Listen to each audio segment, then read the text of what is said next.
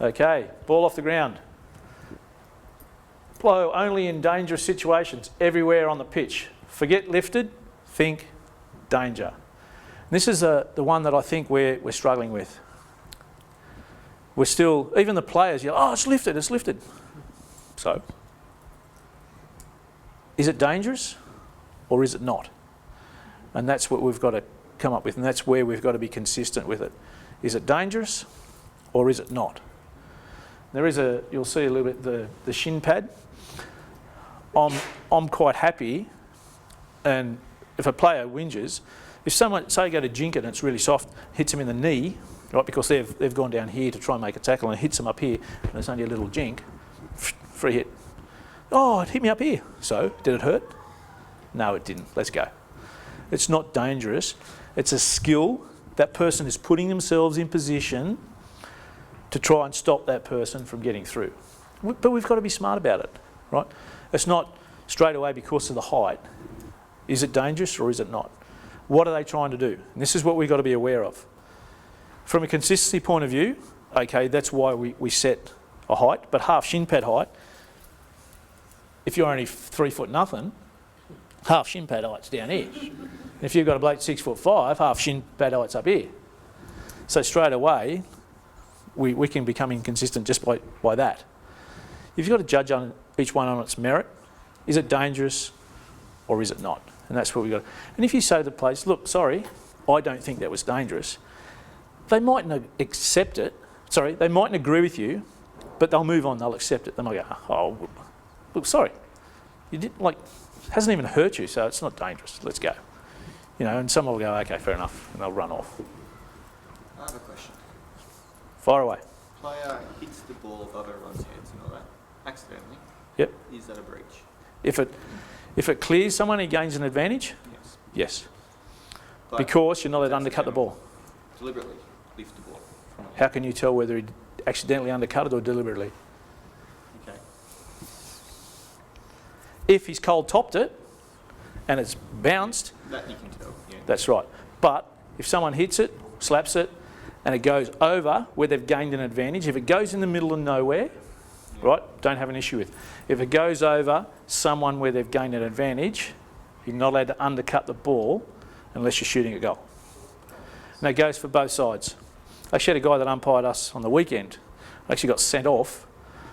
I said to him, mate, that's a free hit against us. I said, you can't undercut the ball. We've undercut, our left back has undercut it.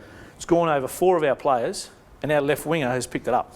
And I said to him, we can't do that. He's calling the captains in. He says, I've had enough. You can't argue. Oh, I didn't know I was arguing, I was trying to help you.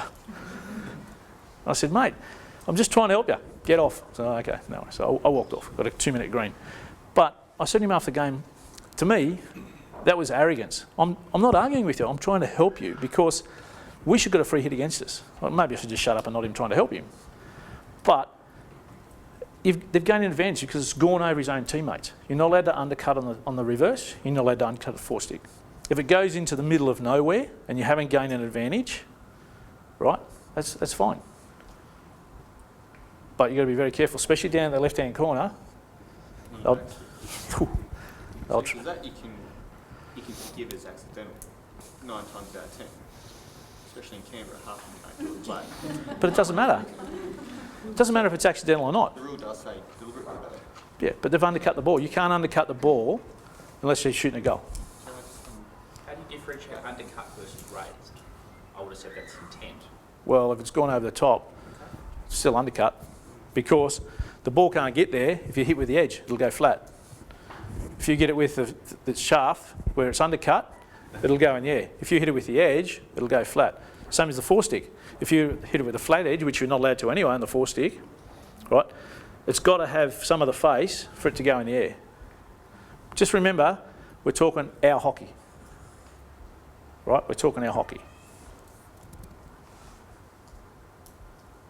And it's talked about being consistent. Some of them don't like it.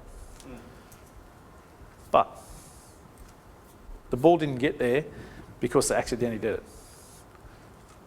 Some might, but they know what they're doing. Most of them know what they're doing. And it's about being consistent with it. If you think it's accidental, go for it. I'll tell you, if they score a goal off it, I bet you've got no friends. Sterling doesn't have friends anyway. Well, I wasn't going to go down that path. No, but you know where I'm coming from? Yeah. You know, what's the best decision for the game? That's why you got to think. We got to be smart about it. We just got to learn from it. That's the thing.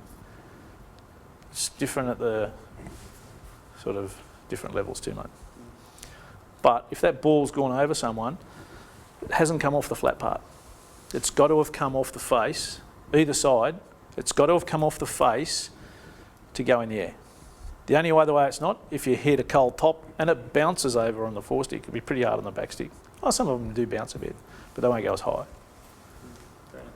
You know where I'm coming from? Yeah. And if you got it in slow-mo, you'd see it a lot easier. It's always hard to speed. So if there's any benefit for the team who hit the ball into the air, that's infringement. If it's going over, if they've undercut it and it's gone over their own team members or the defending to gain an advantage, if they've gained an advantage, then it's out. Yeah. Mainly defence. I wouldn't be too worried about their own team members, because like if you hit one of your teammates, it's just bad luck. Just hurts. Don't make friends that way. No. This is the one that I reckon worldwide we are the most inconsistent with. Aerial balls. So we're not on our own here in Australia. I think worldwide, even at top level, even at Olympics, I don't think we handle aerials consistently. We have different interpretations. So you read that anyway. But the thing is, when the ball's coming down, if we're not happy with it, we need to deal with it early. And the thing is, if you get it early, people will stop. If you leave it to the end, sometimes it's too late, because if there's too many people in there, you need to get it early, like either 15 metres or 20 metres on the way down. And even if two guys are together, it's not good enough, because if you're throwing an overhead, it's up to that person throwing the overhead to throw it into clear space. That's his job, to throw an overhead into clear space. So if there's an attacker and defender side by side, it's not into clear space. So if both are standing side by side, before it even gets to them two, I'll free it the other way. Sorry, use a side by side. It's not in clear space. Because if you leave that there, both players are going to think they've got the right to play it. No one's in first position because they're side by side. Well, you hope not, but that's why you've got to deal with it early. So we prevent that from happening. The biggest one, I think, is the person in first position. If the ball's coming to me, the person from the side thinks they're allowed to come in, the person from behind thinks they're allowed to come in, but they're not. That person in first position, it doesn't matter if it's the same team that's thrown it. If I've got first position, I have right away. How many times do you see I'm in first position here? The defender will be behind, the attacker's going to receive the ball, he comes running in. And a lot of the time you'll see free hit the other way. But when that ball was thrown, that person was in first position and the ball was going into clear space, because this person has moved in and they have no right. It's very, very hard. It's not easy to deal with, but we've got to be aware that it's happening. It's not an easy one to deal with. That's what I was saying before. Sorry? That's where the other guy can help. Exactly. And that's where the umpire on this side of the field, if the overheads have been thrown, that person needs to deal with that distance, and then that umpire needs to do with down the barrel, vice versa. You need to swap over.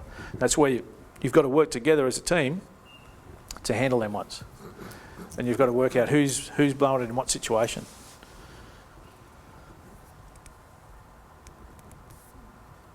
We all happy with that, or yeah, it's not. It's so hard. It is, And it's hard, and that's at nationals, at 15s and 18s, where the players are just learning to throw the overheads. Yep. And for the umpires, you're like, okay, as soon as I go to put it up, I need you to look at where it's going to land. They're like, how do we know where it's going to land? And I'm like, okay.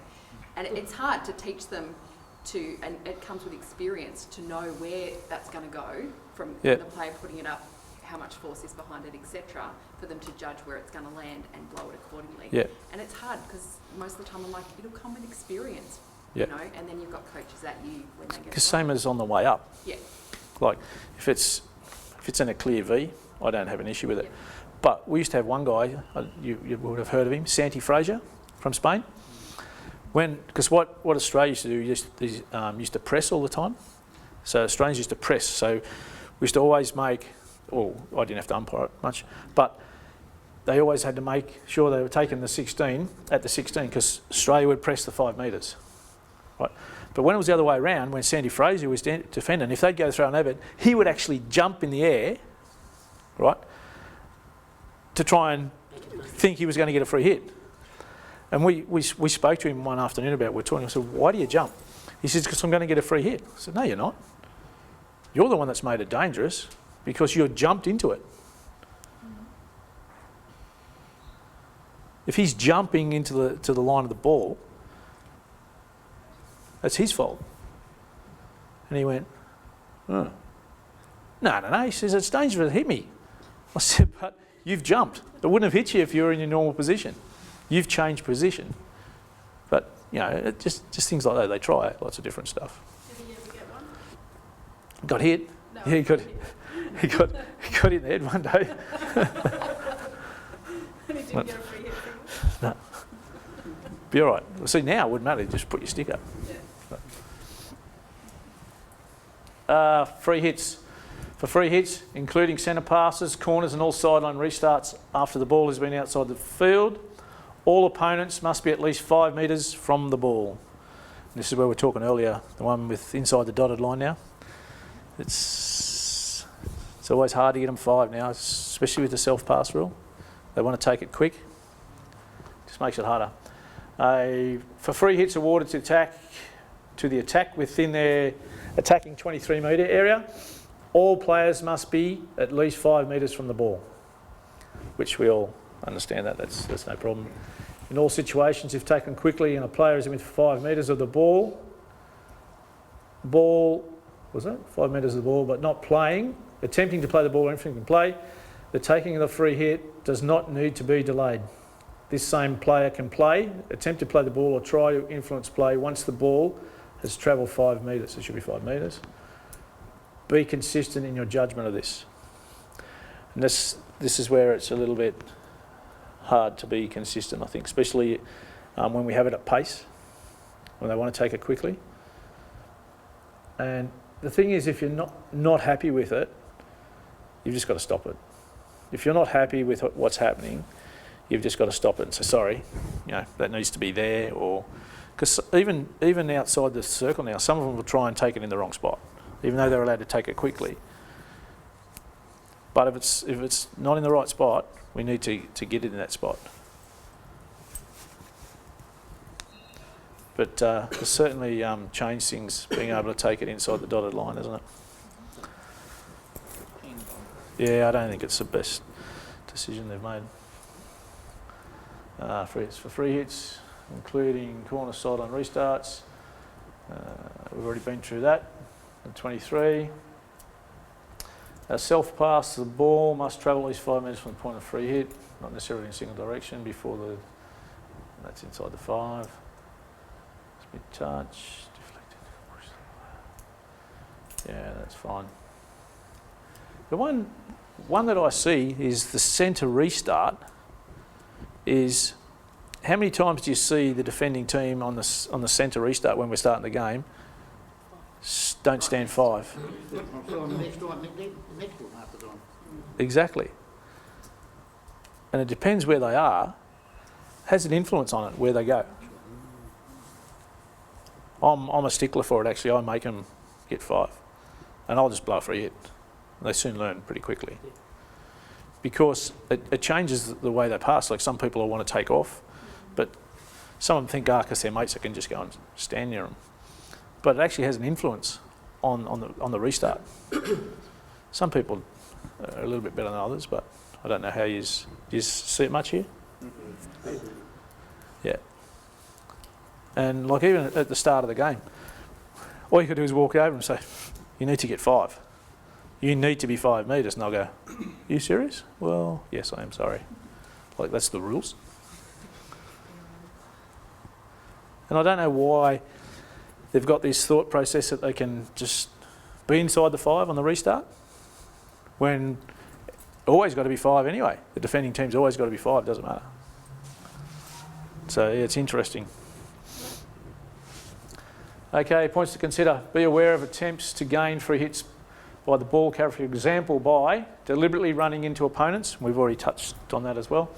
Playing the ball dangerously into a defender's body. Trying to demonstrate an obstruction by lifting their stick dangerously over an opponent's head.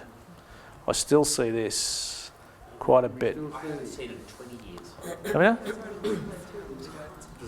Oh, I see it every week.